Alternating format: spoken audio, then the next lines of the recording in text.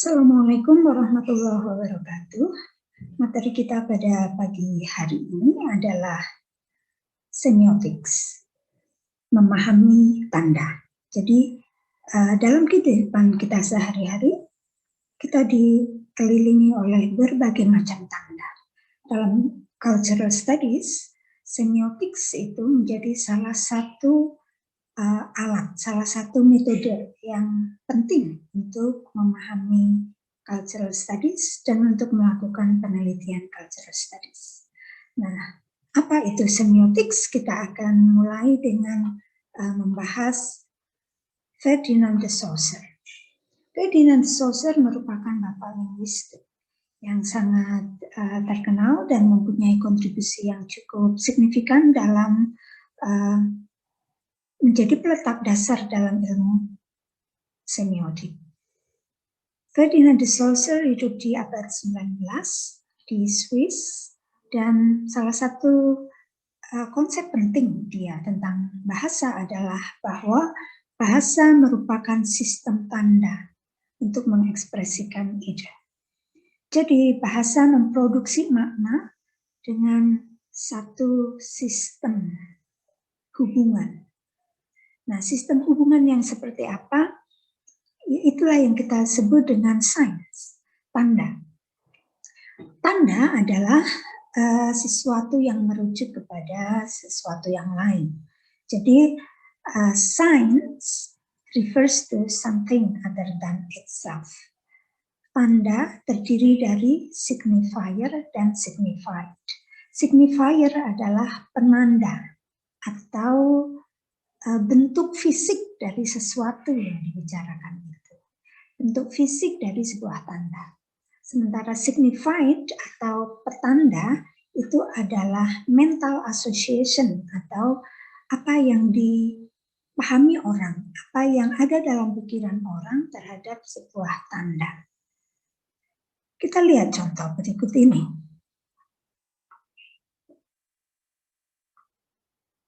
Ini adalah gambar airport di Amerika Serikat. Kita bisa tahu bahwa itu ada di Amerika Serikat karena ada benderanya. Bendera Amerika Serikat menjadi tanda sebagai signifier. Signified-nya adalah kita tahu bahwa ini ada di wilayah Amerika Serikat. Kemudian kita lihat berbagai tanda yang ada di sini. Misalnya ada tulisan tanda panah gates 42 sampai 49. Terminal 5 sampai 7, gates 50 sampai 66, sorry. Kemudian terminal transfer to gates 52A sampai 52C. Jadi dengan memahami tanda ini, orang akan tahu kemana jalan yang harus dituju kalau misalnya mau pergi ke gate 47. Kalau mau pergi ke terminal 6 misalnya, atau ke terminal 7. Jadi tanda di sini sangat jelas mengatur gerak orang, mengatur kehidupan orang. Karena tanda-tanda itu mempunyai signifier dan signified yang dipahami oleh orang yang menggunakan atau user dari tanda-tanda tersebut. Baik, selanjutnya kita akan membahas konsep tentang semiotics dari Roland Barthes. Roland Barthes adalah murid dari Ferdinand de Saussure, namun Roland Barthes mengembangkan semiotics ini secara lebih lengkap. Ada beberapa perbedaan dari semiotik yang dikemukakan oleh Ferdinand de Saussure dengan Roland Barthes. Kalau Ferdinand de Saussure, signs itu terdiri dari signifier dan signified. Roland Barthes mengembangkan lebih lanjut semiotics dengan basic features of signs, tanda-tanda dasar dari sebuah ciri-ciri dasar dari sebuah tanda dan menjelaskan bagaimana tanda bekerja dalam kehidupan sosial kita. Contoh, di gambar ini ada tanda dengan tulisan The Halal Guys, Hero and Chicken. Tanda ini menunjukkan bahwa tanda ini ada di sebuah restoran yang menunjukkan bahwa restoran itu restoran halal. Itu artinya orang Muslim yang ingin makan atau membeli produk yang ada di restoran itu, dia akan menjadi lebih yakin karena makanan yang dijual di situ makanan halal. Yang berikutnya gambar Lergut Ruhnama, itu adalah mesin untuk mengumpulkan botol bekas. Ini ada di Jerman dan mesin ini ada di beberapa supermarket. Jadi kalau Anda punya botol bekas, silakan dimasukkan di situ dan akan dihitung. Anda akan mendapatkan voucher untuk bisa dipakai belanja di toko tersebut. Nah, berbagai macam tanda dalam kehidupan kita sehari-hari sangat penting untuk kita maknai dan sekaligus kita analisis secara kritis dengan pendekatan semiotik. Saya kira Anda cukup familiar dengan berbagai macam gambar dan tanda yang ada di sini. Dalam kehidupan kita sehari-hari, apa yang kita makan, pakaian kita, cara kita berkomunikasi, tanda yang kita ekspresikan itu merupakan sains yang bisa dianalisis secara semiotik, baik visual science, linguistic science, audiovisual science. Roland Barthes terkenal dengan karyanya, bukunya yang berjudul Mythologies, yang terbit tahun 1973. Dalam bukunya ini, Roland Barthes menulis tentang berbagai analisis dia dengan berbagai macam budaya populer. Jadi, buku Mythologies ini memfokuskan pada proses penandaan, the process of signification. Yang dimaksud dengan proses penandaan adalah mekanisme bagaimana makna itu dihasilkan dan dipertukarkan dan diedarkan. Nah, prinsip pokok yang digunakan oleh Roland Barthes dalam melakukan analisis semiotik adalah selalu menginterogasi sesuatu yang dianggap sudah baik-baik saja, sesuatu yang eksplisit atau sesuatu hal yang pada permukaannya dianggap sesuatu hal yang tidak bermasalah.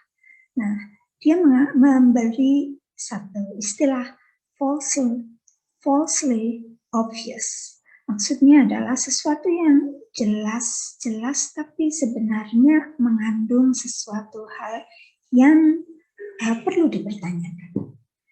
Jadi, misi Roland Barthes dengan semiotiknya itu adalah membuat eksplisit sesuatu yang implisit di dalam teks maupun praktek dalam budaya populer. Nah, buku mitologi ini menyimpulkan dengan satu esai teoretik, gitu ya. Jadi esai teoretik ini membongkar apa-apa yang dianggap sebagai mitos. Nah, dengan cara apa? Dengan metode semiological model for reading popular culture yang dikembangkan oleh Roland Barthes yang disebut second level of signification. Second level of signification itu sebagai berikutnya. Second order atau second level of signification. Kita lihat di sini, kalau Ferdinand de Saussure itu cukup memahami sign, tanda, itu dari signifier dan signified. Nah, bagi Roland Barthes tidak cukup hanya memahami sebuah sign dari signifier dan signified-nya. Oleh karena itu, dia mengembangkan ke sistem penandaan yang kedua. Jadi yang sistem penandaan yang pertama tadi, itu disebut sign-nya itu adalah signs yang denotatif. Jadi memberi makna yang denotatif. Sementara second order of signification itu menghasilkan makna yang konotatif. Nah, makna yang konotatif ini dihasilkan dari signifier dan signified dari sign di level pertama. Nah, konotasi inilah yang disebut dengan mitos. Myth. Apa sih mitos itu? Mitos adalah ideology understood as a body of ideas and practice, which actively promoting the values and interests of dominant groups in society, defending the prevailing structure of power.